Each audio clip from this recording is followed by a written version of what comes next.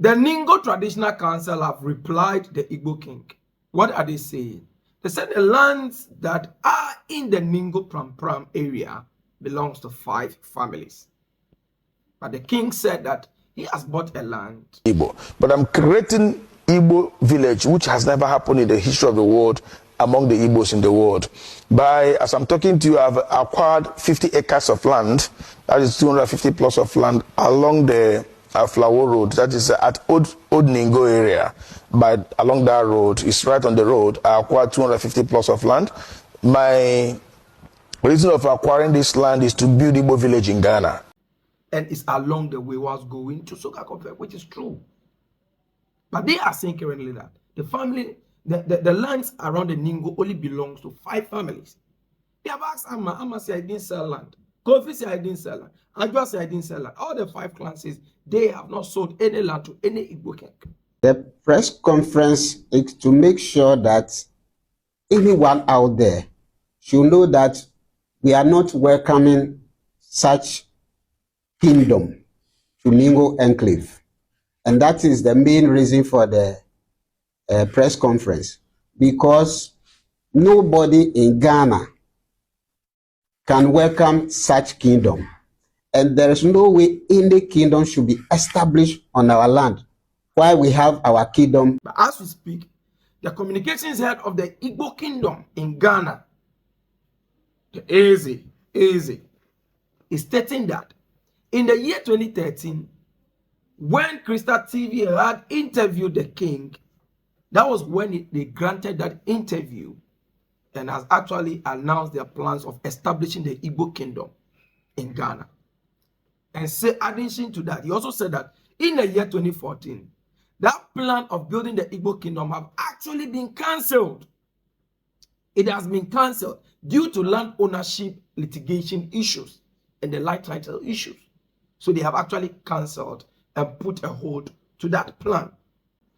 But there is a shocking revelation, as you're about to watch on your screen right now. This is a channel called Churumchai TV, which interviewed the Igbo King during their Igbo festival in 2018. His Majesty Eze Dr. Ambassador Chukwu de Judy Henetu, Eze Ndibo, the first in Ghana, Eze Hazurume. Nike Chineke, here 5 years in Ndibo, Bina Ghana Chilim Eze Ndibo, and when they don't know under me, no different local governments. Nation Nachikota Ndibo, and Ghana, I went over 2 million Igbos. Ghana, I know Mofma, I know into trading in Ghana, and we other people not going entrepreneurs. No, why also other Nigerians so one day but not to banking and different other areas of business life. Saying that they have actually, as of 2018, welcomed into Ghana 7,000 Nigerians into the country. And also stated that out of the 7,000, there are about 200,000 Nigerians living in Ghana. This is what he said in his Igbo language. And I were over 200-something thousand Nigerian students in Ghana, and 60% to Igbo. And 100% Nigerians in Ghana, 60% to Igbo. So Igbos in Ghana are doing very well. I am with Igbo Village. I need to develop right now in Ghana, where we're going to have a center for the Igbos in Ghana and Igbo all over the world with every right to come and live there. I bet when I Ghana, I am with the Igbo speaking school, and I got every Saturday from 10 to 12. I'm with about 720 students so far. Now I'm attending Igbo school in Ghana. So Igbo school, Igbo Village, Igbo, Igbo bin Ghana on the Jamati Homa. Eso bottom back on Igbo Ikeja. So Nande se Pusiri Kihuna. And out of the 200,000, 60% are Igbos. So to say to that, is saying that the Igbos are more in Ghana. And they are expected to reach about 2 million in the coming years. So this was a census by he himself from 2018. And I can guarantee you that if this man is saying the Nigerians in Ghana are 200,000 plus, it is true, because he does not seem to be a man who is not educated, who is not intelligent. He calls himself an ambassador. People who say he's a lawyer, people say he's this and that. So I want to believe that whatever he's doing, he knows what he's doing, why we shouldn't take this matter slightly. And out of that 200,000, he said that they are also establishing an Igbo school, which is to start at 10 and end at 12. And they had 20 students at a time. They had 20 students. 20 students. And we are in 2025. Now, the whole journey of this Igbo King actually started in the year 1985. Where he comes to Ghana and go, I don't know if that is the period he's testing the waters to see how the country is. So he came to settle or to become a resident in the country in the year 1995, which means he's been in Ghana for the past 30 years as a resident. This is the prime question. Now, if you said that plan of building the Igbo village is not in place, what about the interview you granted in 2018? He has personally also released a letter from himself, which says, later ahead, as you can see on your screens, assuring Ghanaians not to be worried, not to be afraid. But this is not the matter. Nigerians to come to Ghana to come and do business, no problem. But my question here is, has any Ghanaian gone to Nigeria to go and build palace, to have a Ghanaian community where they set up sub-chiefs like the Asantehene, the Tutu, has sub-chiefs under him controlling things within the Asante region and even nationwide? Has any Ghanaian done that? None have done that.